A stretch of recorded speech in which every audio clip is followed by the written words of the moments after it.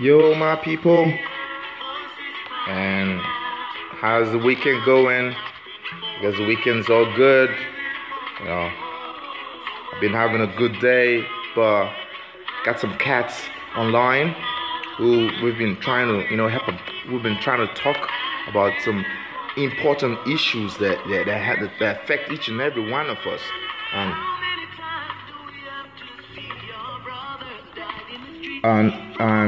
And these cats coming up with crazy shit. Okay, let me give you guys a breakdown of how this went down.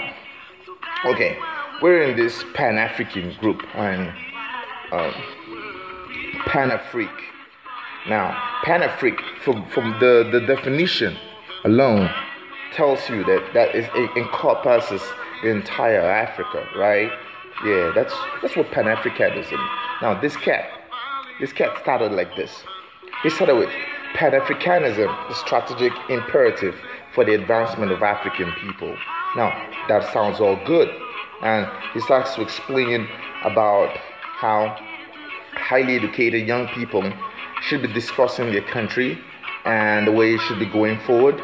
South Sudanese, Kenyans, and all that. And it felt good. I really appreciated what he was talking about. Talking about the inspiration of Pan-Africanism, the ideals from diverse origins and takeoff points. And I was like, whoa, this guy blood, this guy is killing it. This guy is telling us. Then he goes down to about historical references about how Africans, the entire humankind, came out of Africa. Now, far from 2 million years ago, Homo sapiens, Homo erectus, Homo habilis. I'm not down for all that carbon dating and historical because we can't really prove it. It's all theoretical. But if you tell us that, oh yeah, fine. Some scientists has actually done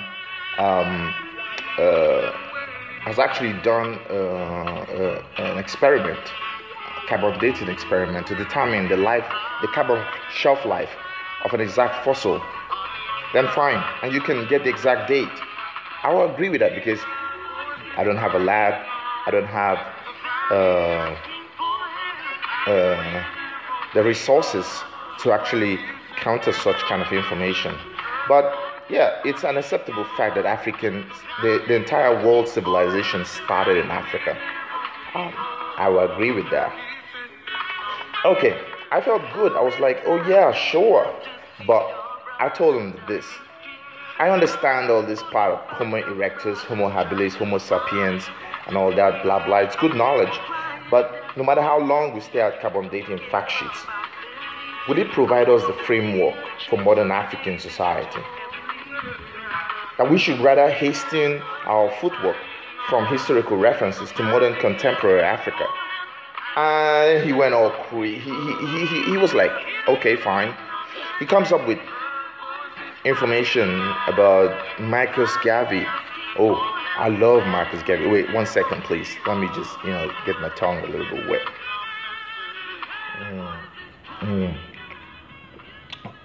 For your people following me, this is the VOCP Gold Chabot.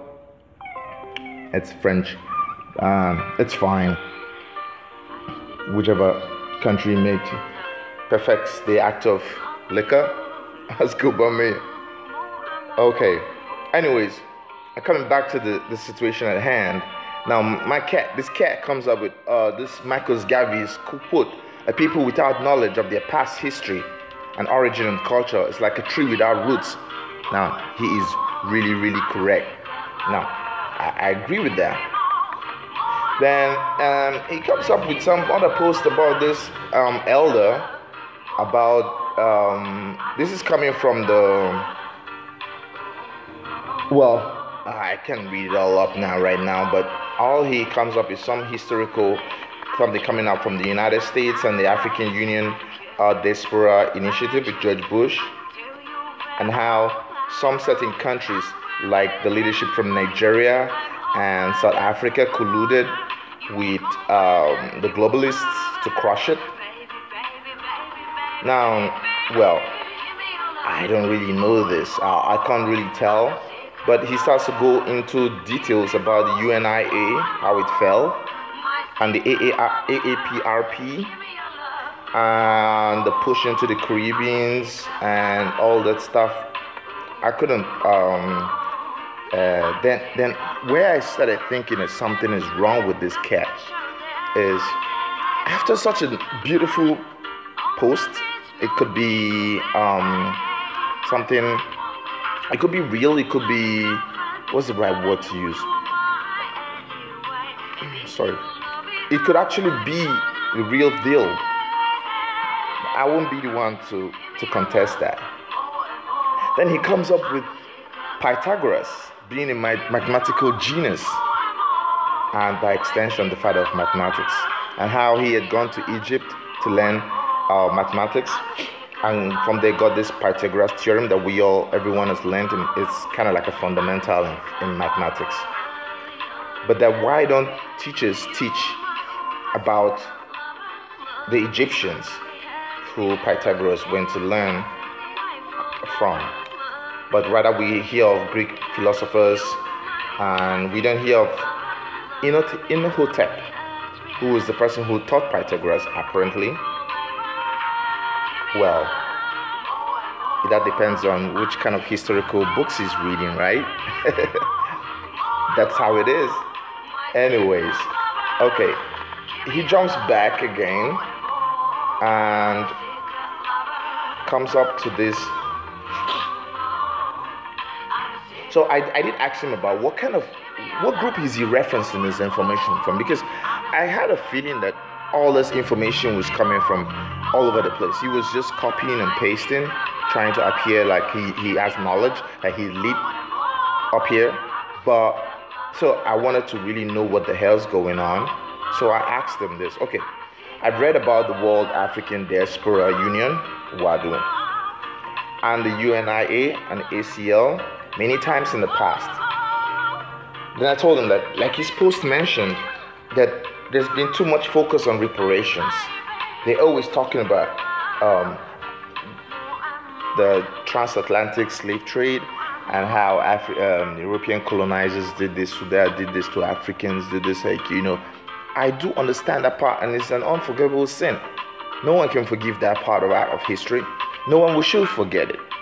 Because when you forget history, you're bound to repeat history. But I believe that reparations is going to be an unattainable conclusion. I don't believe that anyone will actually be returning that money, paying off people, Africans, for example. So I did tell him that I follow the African History Network. But there seems to be a disconnect between Africa, and it focuses primarily on African American issues. Now, cutting off the huge African body, continental and diaspora Africans, per se. Well, I expected him to respond to that. Well, he now sends me an email. He and his other cat friends. They sent me an email telling me the response of the WADU faction controlled by Jeffries and surrogates. It was a big time issue, a big time explanation, indoctrination about Black African nationalist Pan-Africanism. So I have a problem with Black African nationalist Pan-Africanism, because he tries to claim that they try to claim that the Africa was, one second please.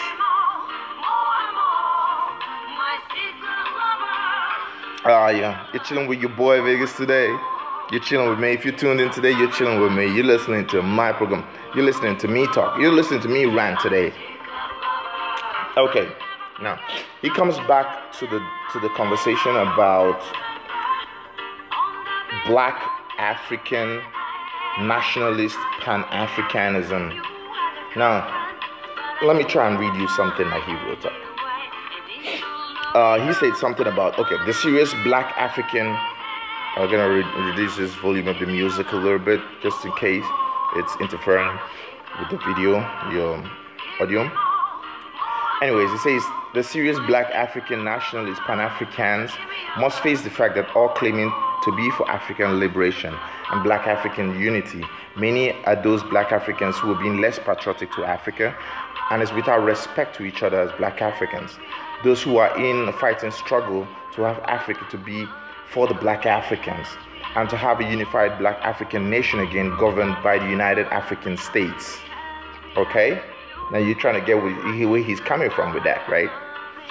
Now he said, continues, to be successful in reclaiming Africa and to have an Africa with United States to govern the black Africans in Africa and to have a unified black African nation, such an undertaking requires a cessation of so-called African diplomacy with known violators of African liberation spirit, and to accept those kind of black Africans for who they are, which is an enemy to Africa, to black African nationalism, Pan-Africanism, and have not the quality of mind that demand patriotism to Africa, the land, and to the black African with a divine spirit, which is revealed by the conduct and action of those so-called black Africans claiming to be leaders, speakers, and activists on behalf of African people who are in need of freedom, justice, and independence, while living life on this earth and nowhere else, living in the physical.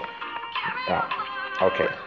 He does continue that the problem with the contemporary so-called black African nationalist Pan-Africanism is that we have become, to this stage of time, synthetic black African revolutionaries who attempt to please all black Africans as if all black Africans have the same vision concerning Africa being for the black Africans, and or that all black Africans' goal is for Africa United States of Africa, the continent. Now, such an expectation defied the status of the black African human being, which verified that there is a difference in being black and human than in being black and divine. It is the black African human being's mind, that is out to block any and everything the true black African nationalist Pan-African attempts to do in regard to saving Africa, the land, for the black Africans, and to have a free federalist government, I guess, of the black African people in Africa. Now, I can keep going on, but it's basically, I couldn't understand what he was trying. But basically, what I could get from this entire thing was he wanted a nation for black people. It was more like a racist call to me. Now, he says he calls this from the Pan-African email tray, the chief elder, known as Osiris. And then he comes back to the Capricorn debit crisis and the flag independence, new colonial husk. CARICOM, for those who don't know what it is the body of community, the Caribbean community. Still our brothers and sisters over there, you know. Anyways, he gives this big lecture that I'm not gonna go into. It's probably trash anyways. So I did ask him what the hell that was going on about, and he takes it to be a personal attack on the personality of the writers. Now, I told that I should engage the writers if I want, but I told him that I didn't attack the writer's personality, but I'm attacking the editorial content of the writer. Now, that we can have dissenting voice or critical opinions about an issue, it doesn't mean that that's an attack on the writer's personality, you know. So all this trying to I try to understand the mindsets of some people, that in this modern time and generation, that some people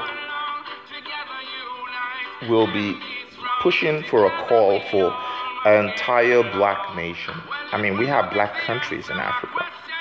We have countries whose entire populations are predominantly black. In the Caribbean, in Africa. You know, so that is not what he's talking. He's talking about the entire black race across the entire planet having one big continent as one big country. Now, He's not also talking about the African Union, because the African Union is patterned like the European Union and NATO and all that other regional bodies. He's not talking about the African Union. He's actually talking about a country whereby all the entire countries inside that organization will lose their independence for one big country, one big nation. Now this guy totally either doesn't understand Africa.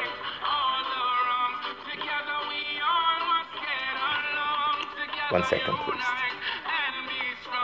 Even right now that I'm recounting this to you guys, I'm really getting bothered again.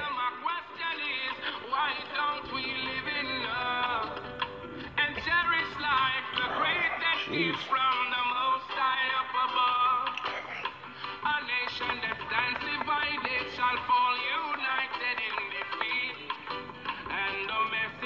So now the onus of all this entire conversation we're talking about is Black African nationalist Pan-African. The mere fact he kept talking about this really ached me in the head. I was like, what the hell's going on? There's a stark contrast in here in that word sentence alone. Nationalism, in my opinion, always goes contrary to Pan-Africanism, which is closely affiliated to globalism. Okay, being Black African, being Africa means just having one section of the African population, for anyone who's been to Africa before. Because a lot of people in the United States and different parts of the world, they tend to think that African is a race. Africa is not a race. Africa is a geographical entity. There's so many people in that continent, so many different kinds of races, from North Africa to the Seychelles. Now, he tries to say that Black Africans are the only indigenous Africans. Now, that is also another issue with me again. You know, Black Africans being the only indigenous Africans. That then he starts to try to explain that, that not everyone can understand everything. That it's probably divinity, it's divine. Now, let me get the right word, the right sentence he used here. Wait a minute.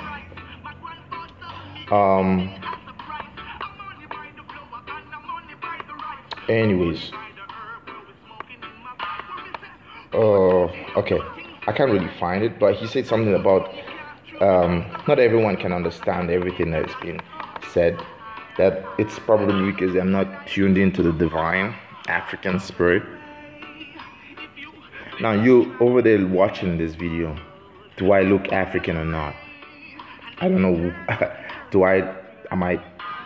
What does African mean? I'm African. Not necessarily because I'm dark skinned or I'm from the Negro people. No, I am Black. I am African.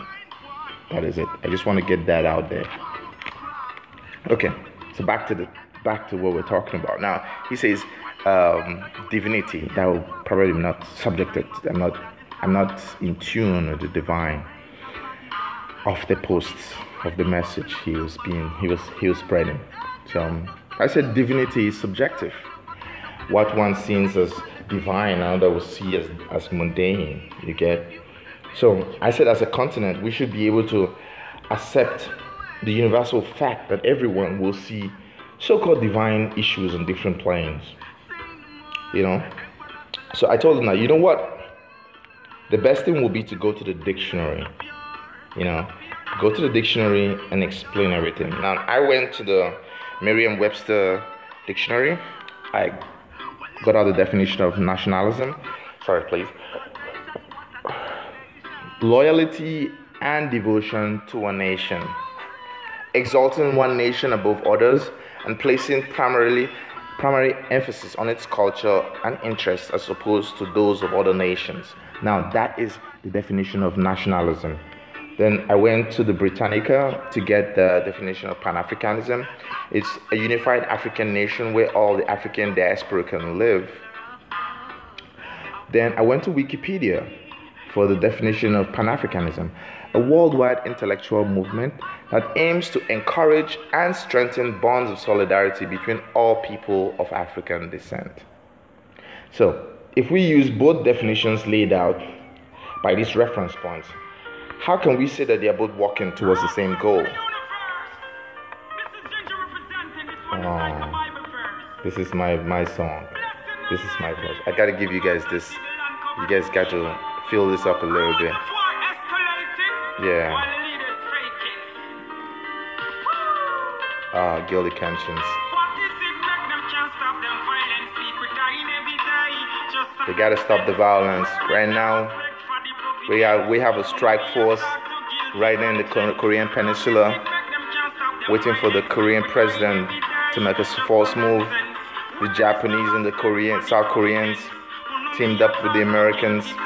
On the other side, we have the North Koreans, we have the Russians on one side, and we have the Chinese. Things are all sitting up for a big confrontation. I'm praying that we don't hit that kind of switch. Because what the hell, we're gonna all be suffering. So.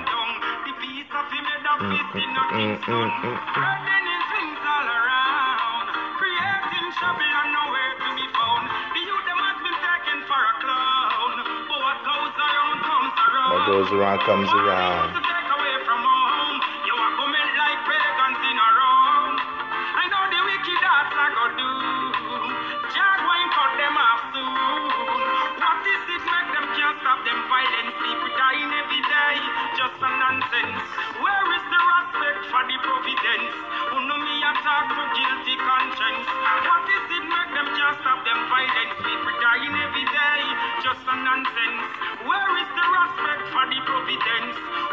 Alright. I know you guys didn't come to watch me dance.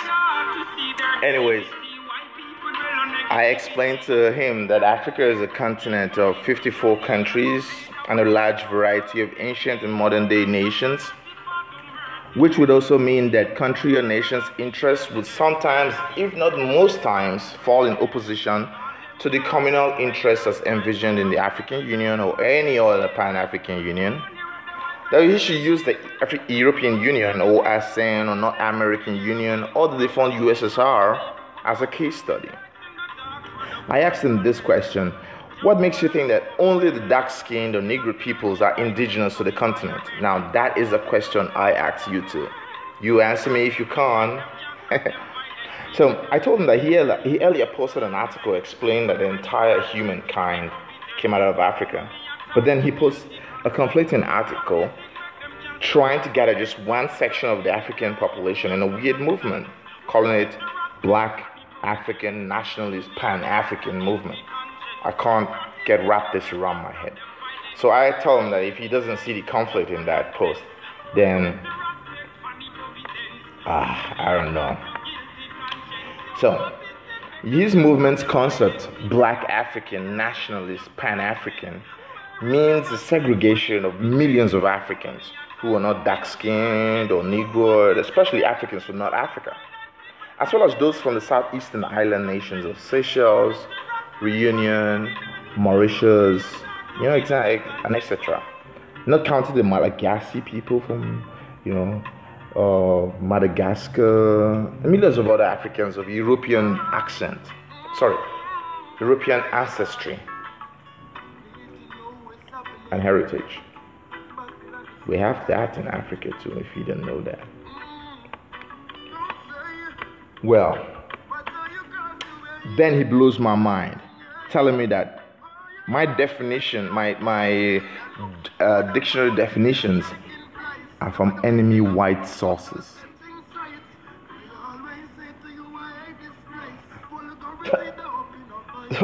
Ben, that was really sarcasm. I gave him a sarcastic response. I said, he's funny. He's communicating in the enemy's tongue, then I reckon. Since should we all communicate in our own local dialects? Because you're communicating in the English language. The English language is a white man's language, I guess, from the UK. Not the entire white people, but from the UK. So you're communicating in English. That is the English people's language. So what happens there with that? So then this guy is a pro in division or diversity tactics. Then he comes up with, oh, what do I think about the EU? What about Asian blocs? Why is it so hard to believe that we can succeed with the United African States? Then he says, what is the purpose of the 1885 Berlin Conference, and to what extent does it have on our existence as Africans? Why the second slavery when we proclaim that we are a continent? Every continent has its own way of interpreting its continental dreams. The nature of our struggle will determine the approach. Do you even understand where that is going to? He says he's speaking due to social, environmental factors which he has no control over, but it doesn't mean that he's lost his local dialect. Okay, fine. He's speaking because he blah blah blah. He wants. Jeez. Anyways, some of the guys try to chip in and try to correct this cat, but this cat is really stuck in his ways, you know. Then he jumps into Ajay Crowder. Ajay Crowder, for those who don't know, Ajay Crowder was an Anglican missionary, if I'm not mistaken.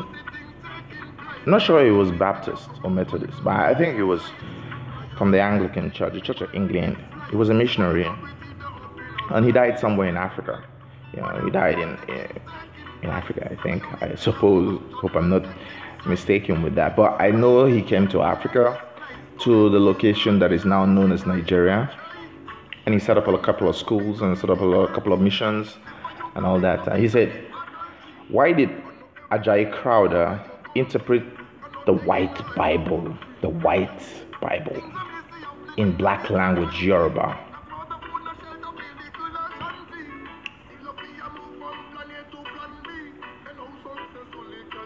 Let that sink in. The Bible is not from the Middle East, the place known as the Middle East today. Yeah, there's a books that the Israelites use, the Torah, part of the Old Testament, and in the New Testament were letters by most of the disciples or apostles of Jesus to the different churches. So definitely it comes from the region that is in the Middle East. I don't think you will classify them as Caucasians, right? But who am I to say? I'm not an expert in classification, racial classifications and all that. So he claims that language is a vital instrument in fighting war. That if you can decode the enemy's language, you're closer to victory. This guy is a moron about warfare.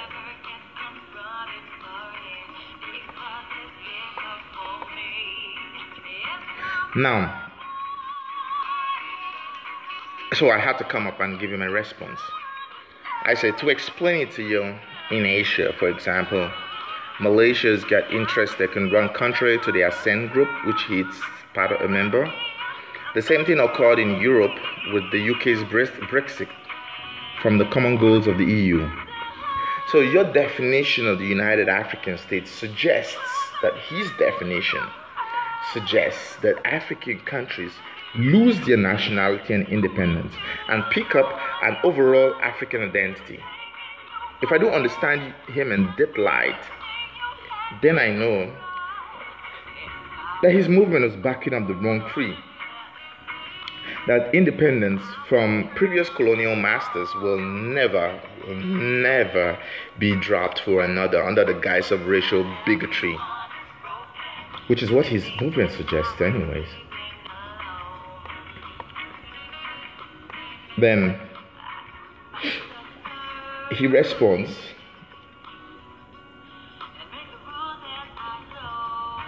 and this music is just too slow for me. I'm gonna push it along. I'm gonna push it along for you guys.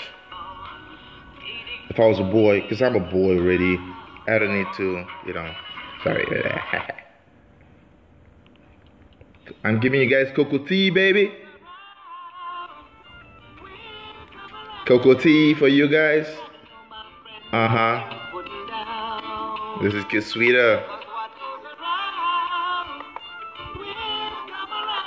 Today's reggae night, baby. Remember that the sweeter you treat her, the longer you'll keep her. Treat your woman good, she'll always be around. Treat her right, you kings. Treat your queen right. Your queen will always be there for you.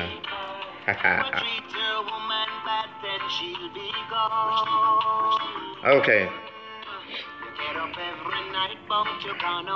Okay. I came back to the topic at hand. Don't want to go all enjoying on the, I know you guys can feel it while you're listening to me.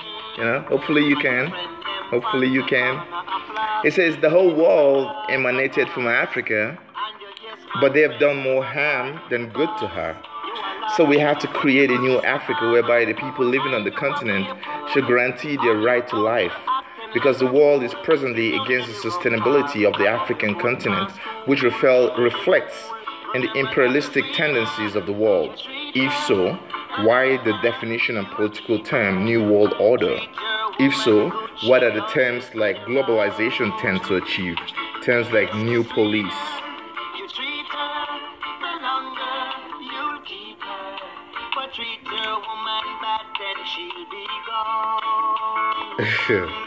Okay.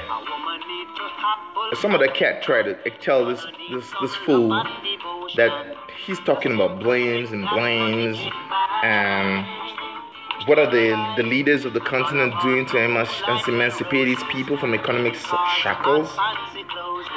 They keep stealing their own economy, their own money, and the journey hasn't even started. Then he says, leave the leaders to their fate. What he says, me and you and those in the lower middle class echelon personally done to promote Africa. Is it by underestimating its dreamed continental unity volunteered by the African people? Somehow, I think they get some personal issues here. Now, I told him, because apparently this cat is Nigerian who's saying all this things. So I said to him, you call the leaders all crazy and leaders and misleaders, and he actually called one of the leaders, one of the past presidents of the country, President Obasanjo. So he called them new colonial puppets. So I said, so he says Africa has no